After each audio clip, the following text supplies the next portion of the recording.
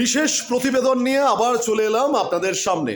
সামনে অদ্ভুত বাউল, বাংলা বাঙালির গর্ব বাউল গান। যতদিন এই বাংলা ততদিন বাউল গান থেকে যাবে মানুষের মনে একেবারে অন্দরে।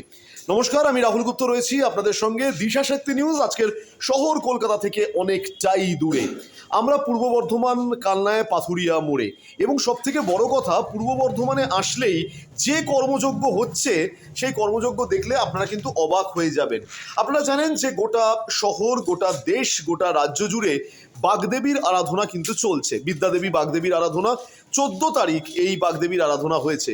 শহর কলকাতা একদিনের পুজো হলেও পূর্ব বর্ধমানের কালনা কিন্তু এই পুজোর জন্য একেবারে সর্বে সর্বা। তার কারণ এইখানে কিন্তু পুজো হয়ে থাকে এক নয়, দুই নয়, প্রায় চার দিনের সেলিব্রেশন। এবং এই সেলিব্রেশন যখন আপনারা প্রতিবেদন দেখছেন তখন আগামীকাল অর্থাৎ রাত পোহালেই বিরাট বড় প্রসেশন কর্মযজ্ঞ রয়েছে। আমরা একেবারে লায়ন ক্লাবের একদম সেই কর্মযজ্ঞে আমরা ঢুকে গেছি, যেখানে কিন্তু রাত পোহালে যে বিশাল প্রসেশন, সেই প্রসেশনের একেবারে বলা যেতে পারে শেষ মুহূর্তের প্রস্তুতি। প্রসেশনে কি থাকবে, কিভাবে গোটা কর্মযজ্ঞকে সাজানো হয়েছে, সবটাই কিন্তু আপনারা এই মুহূর্তে দেখতে পাচ্ছেন। লায়ন ক্লাব যারা দীর্ঘ 25 বছর ধরে এই উৎসবে সামিল হয়েছে, বিদ্যাদেবীর এই আরাধনায় সামিল হয়েছে। সব থেকে বড় কথা, পদ্মশ্রী সম্মান 2024-এ কারা কারা পেয়েছে বিভিন্ন জায়গায়, সেই জায়গাটাই কিন্তু এখানে কিন্তু শোভা পাচ্ছে। এবং এর সাথে অবশ্যই আছে বাউল। এবং এর পাশাপাশি রাজ্যের প্রশাসনিক প্রধান মুখ্যমন্ত্রী মমতা বন্দ্যোপাধ্যায়ের কথা না বললে নয়, সেখানে কিন্তু লক্ষ্মীর ভাণ্ডার থেকে একেবারে safe drive save life, safe drive save life, এবং এর সঙ্গে আমি খেটে খাওয়া মানুষ কিন্তু আমার চিকিৎসার জন্য স্বাস্থ্যসাথী, সব কিছুই কিন্তু তুলে ধরেছেন এনারা। তাহলে আসুন এবার এনাদের সঙ্গেই কথা বলবো। লায়ন ক্লাব কিভাবে প্রসেশনটাকে সাজাচ্ছে। সবার আগে আমি আপনার কাছে আসবো। বিদ্যাদেবীর আরাধনা, বাগদেবীর আরাধনা এইভাবে বাংলা কোনো একটা জেলা দেখাচ্ছে পূর্ব বর্ধমানের কালনা, তার জন্য অবশ্যই আপনাদের অনেক অনেক শুভেচ্ছা, অভিনন্দন। প্রথমে আপনার নাম আর পরিচয়টা জানতে চাইবো। আমার নাম সুভাষ বৈরাগ্য, পাথর। সুভাষবাবু, এই গোটা বিষয় মানে এই একটা প্রসেশন হবে, কিভাবে এবারের প্রসেশনটাকে সাজাচ্ছেন? আমি তো দেখতে পাচ্ছি এখানে সমস্ত বিষয়কেই আপনারা তুলে ধরেছেন, সেটা যদি একটুখানি বলেন। এখানে সব রকমই আছে। যেমন প্রথম আছে আমরা গাছ সংরক্ষণ করার জন্যে, তারপরে পশু সংরক্ষণের ব্যাপার আছে, গাছ লাগান, গাছের পশু সংরক্ষণের ব্যাপার আছে। তারপরে আছে আমাদের প্রত্যেক ধর্ম নিয়ে একটা ব্যাপার আছে, ছবিটা একটু দেখানো হয়। প্রত্যেকটা ধর্ম নিয়ে কিছু না কিছু ব্যাপার আছে, সুভাষবাবু দেখাচ্ছেন। যার উৎসব সবার একবার এইরকম একটা সিস্টেম মনে করা আছে, এটা প্রথম যাবে। তারপরে আছে ভূমিকম্প, মহারাষ্ট্রের এই নেপালের ভূমিকম্প। এখানে আরো সুন্দর সাজানো হবে, এখনো মানুষগুলো ফিটিং হয়নি তো, ঠিক আছে? আপনারা দেখুন কি অদ্ভুতভাবে সাজানো হয়েছে। নেপালের ভূমিকম্প সেটা কিন্তু সাজানো হয়েছে, তারপরে একটা স্ট্রাকচার বানানো হয়েছে, তাই তো? এবার তারপরে আছে আমরা পুলিশ কর্মী, ঠিক আছে? এখানে আছে পুলিশ কর্মীদের কিভাবে সাজানো হচ্ছে, চলুন একটুখানি দেখে নেওয়ার চেষ্টা করি। হ্যাঁ, পুলিশ কর্মী যে প্রথম যে বিয়ের পর একটা মানে বাচ্চা হওয়ার সময় সেই পুলিশ কর্মী তাকে স্ত্রীকে সময় দিতে পারছে না, তো ডিউটি পালন করছে। আচ্ছা, ঠিক আছে? তারপরে রয়েছে বাচ্চা হওয়ার পর মেয়েকে সময় দিতে পারছে না গো, সময় দিয়ে মানে পুলিশ তখন ডিউটি শুরু করছে। আচ্ছা। এরপরে হ্যাঁ, এরপর বৃদ্ধ যখন বাবা মারা যাচ্ছে তখনও তার সৎকার হচ্ছে এখানে, কিন্তু সেই জায়গাতেও পুলিশ ডিউটি দিতে পারছে না কিনা। এই জায়গাটাকে আমরা এখনো সেটা ডেকোরেশন হয়নি, ওটা কালকে সব ডেকোরেশন হবে। আচ্ছা। এই মুহূর্তে আপনারা একটুখানি দেখুন যে পুলিশ কর্মী, সাধারণত আমরা এই পুলিশ যাদের কথা বলে থাকি, যারা একেবারে নিরলসভাবে কাজ করে চলেছে, একটা অদ্ভুত কিন্তু স্টোরি লাইন যেটা উনি বললেন, সাজিয়ে তুলেছেন। একেবারে বিয়ে থেকে শুরু করে তার মধ্যজীবন এবং তারপরে যখন তার বাবা মারা যাচ্ছেন তখন তিনি তার কর্তব্য পালন করছেন। অবশ্যই পুলিশদেরকে একটা বিশাল সম্মান এনারা কিন্তু এনাদের প্রশাসনে জানাচ্ছেন। হ্যাঁ, তারপরে আর কিভাবে সাজাচ্ছেন যদি একটু বলেন। পশু সংরক্ষণ, যে পশু যে আমাদের এখান থেকে সব নষ্ট হচ্ছে। আচ্ছা, পশু নষ্ট হচ্ছে, পশুকে মারা যাবে না, পশুকে বাঁচিয়ে রাখতে হবে। হ্যাঁ, এরপর আছে আমাদের রাম মন্দির, যেটা আমাদের অযোধ্যার রাম মন্দির, ঠিক আছে? এটাকে আমাদের বার করা হচ্ছে, দেখানো হচ্ছে। ভারী অদ্ভুত। আমি এখানে অবশ্যই বলতে চাইবো রাম মন্দির নিয়ে অবশ্যই রাজনীতির রং লেগেছে, কিন্তু এনারা সেই রাজনীতির রঙের অনেকটাই বাইরে। তার কারণ রাম আমার আপনার ঘরে থাকতেই পারে, রাম মন্দিরকেও কিন্তু এনারা প্রশাসনে রাখছেন, তাই তো? আবার এর সাথে সাথে দিদি যে জগন্নাথ মন্দির করছে দীঘাতে, তারও একটা মন্দির তৈরি হয়েছে, সেটা এখনো এসে পৌঁছয়নি। আচ্ছা তার ক্যাপচারে মোটামুটি আমরা লেখাটা লিখে রেখেছি। আচ্ছা, আপনারা জানেন যে দীঘায় কিন্তু দিদির জগন্নাথ মন্দির, অর্থাৎ পুরীর একেবারে আদলে দীঘায় কিন্তু জগন্নাথ মন্দির তৈরি হচ্ছে। সেই জগন্নাথ মন্দিরও কিন্তু এনারা তুলে ধরছেন। রাম মন্দিরে যেরকম টেক্সচার আছে ওই রকমই জগন্নাথ মন্দিরেও টেক্সচার তৈরি করা হয়েছে। আচ্ছা, রাম মন্দিরে যেরকম স্ট্রাকচার রয়েছে, রাম মন্দিরে যেরকম স্ট্রাকচার রয়েছে ওরকম কিন্তু জগন্নাথ মন্দিরের স্ট্রাকচার করা হবে। এবং সব থেকে বড় কথা, এনারা কিন্তু প্রথমেই একেবারে দেখাচ্ছেন ধর্ম যার যার, উৎসব সবার। আসুন আমরা সবাই একে অপরের হাতে হাত মেলাই। ধর্ম এক একজনের থাকতেই পারে, ধর্মের মধ্যে রাজনীতি না আনাটাই বাঞ্ছনীয়, কিন্তু উৎসবটা হোক সবার, এই সমস্ত কিছু কিন্তু থাকছে। এবং এর পাশাপাশি আর কি থাকছে আমরা একটুখানি জেনে নেওয়ার চেষ্টা করবো। হ্যাঁ, আর থাকছে আমাদের বোম্বে যে নাসিক ঢোল যে বাইনা, হ্যাঁ, যেটা আমাদের এখানে নিয়ে আসা হচ্ছে, তারা এসে গেছেন অলরেডি, কালকে পয়সা বেরোবে। উড়িষ্যার একটা নাচ আছে, বাইনা আছে, সেই বাইনা থাকছে।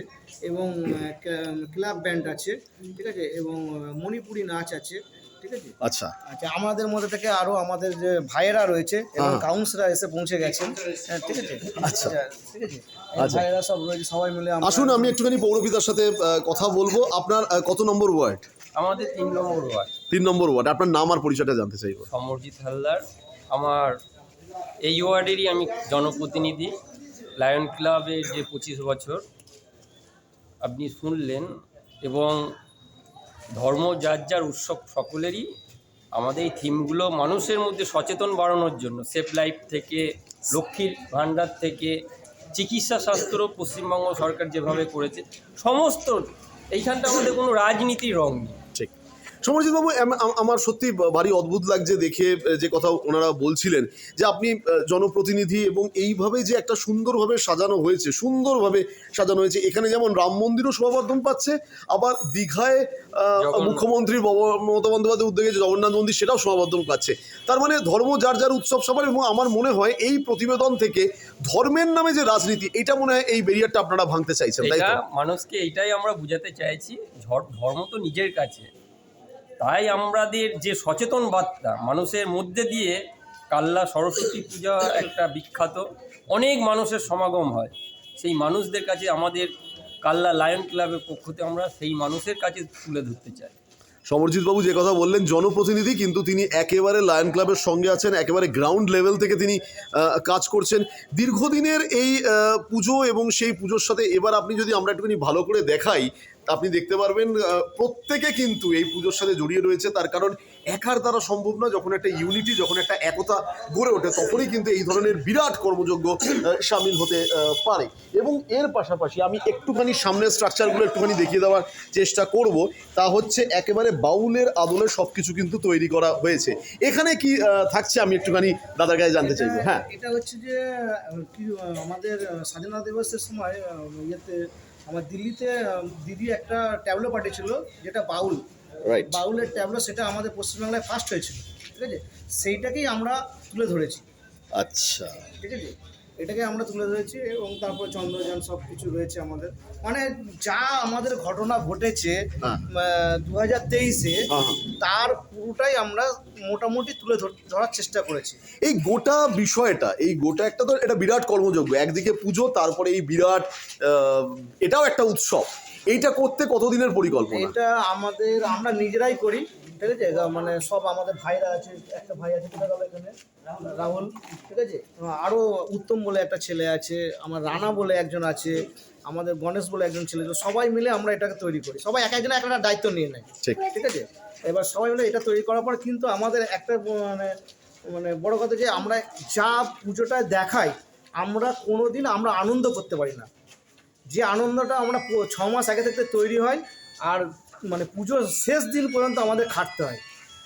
সব আমাদের এক জায়গায় পুজোটা নয়, আমাদের শোভাযাত্রা, মানে সবাইকে দেখানোর জন্য রাস্তায় বেরোতে হয়, সেটাকে খুব গার্ড করে সব কিছু করে আমাদের নিয়ে যেতে হয়।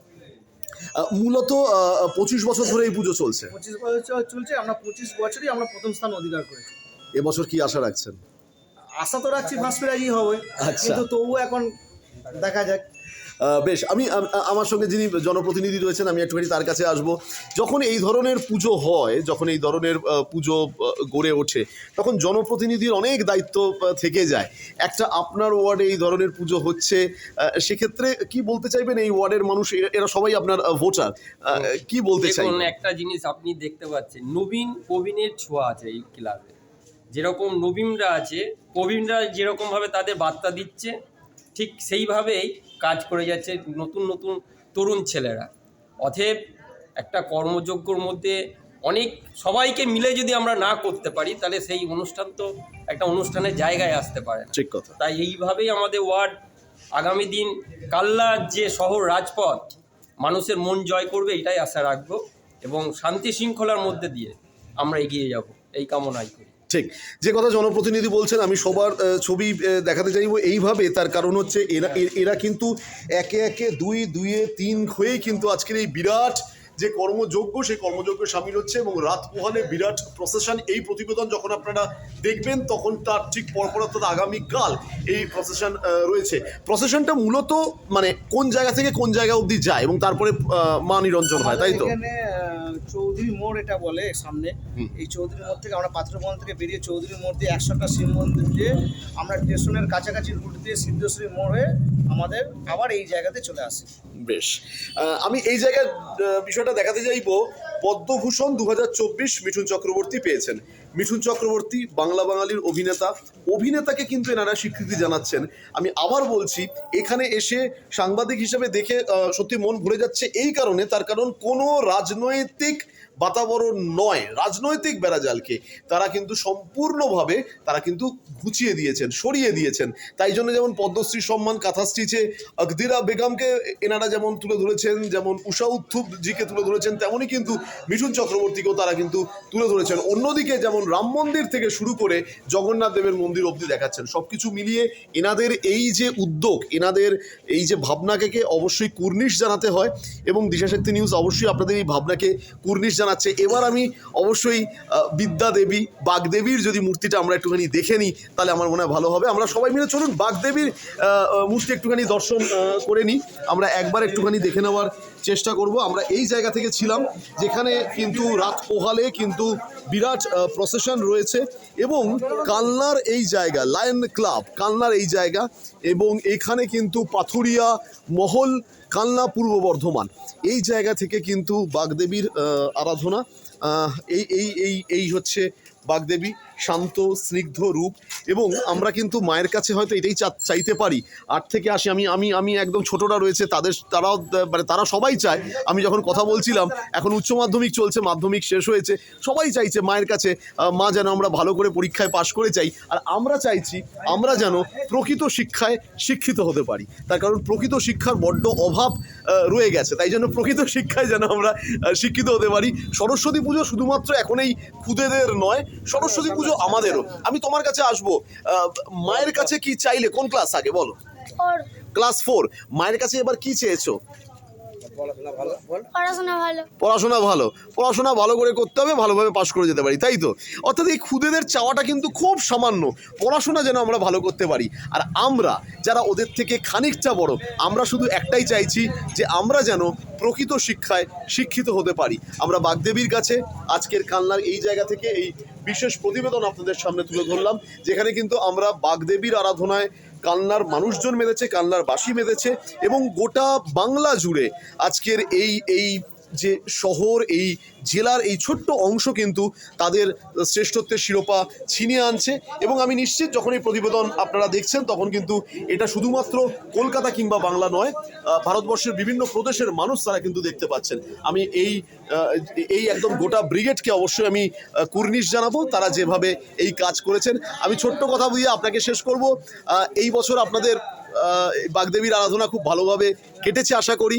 সামনের বছরের জন্য কিছু কি পরিকল্পনা এখন থেকে থাকে? কিছু অবশ্যই থাকবে, মানে পুজো শেষ হওয়ার পর থেকে নানা রকম চিন্তা মাথায় ঢুকবে, সেটাকে স্টক করে সামনের বছরের জন্য এগোবো। বেশ, সামনের বছরের জন্য আপনারা এগোন, আমাদের অনেক অনেক শুভেচ্ছা থাকবে। দিশাশক্তি নিউজ এই বিশেষ প্রতিবেদন আপনাদের সামনে তুলে ধরলো। আমরা আজ এখানে শেষ করছি, আবার আগামী বছর এইরকম কোনো ভাবনা, আর অবশ্যই ইন অ্যাডভান্স জানিয়ে রাখি বাগদেবী সম্মান প্রতি বছর দিশাশক্তি নিউজ করে থাকে, আমরাও কিন্তু বাগদেবী সম্মান নিয়ে আগামী বছর আপনাদের সঙ্গে দেখা করব। ভালো থাকুন, সুস্থ থাকুন, আসুন আমরা সবাই প্রকৃত শিক্ষায় শিক্ষিত হই। রাহুল গুপ্তের বিশেষ রিপোর্ট, দিশাশক্তি নিউজ, কালনা। আর এই হচ্ছে লায়ন ক্লাব, অবশ্যই তার লোগো অর্থাৎ সিংহের গর্জন করছে লায়ন ক্লাব। আমরা এই ছবি, এবং যেহেতু লায়ন ক্লাব তাই জন্য সিংহের একটা মুখ দিয়ে কিন্তু এনারা করেছেন, সিংহের গর্জন করেই এনারা এগিয়ে চলুক, এই আশা, এই শুভেচ্ছা রইল। রাহুল গুপ্তের বিশেষ রিপোর্ট, দিশাশক্তি নিউজ, পূর্ব বর্ধমান, কালনা।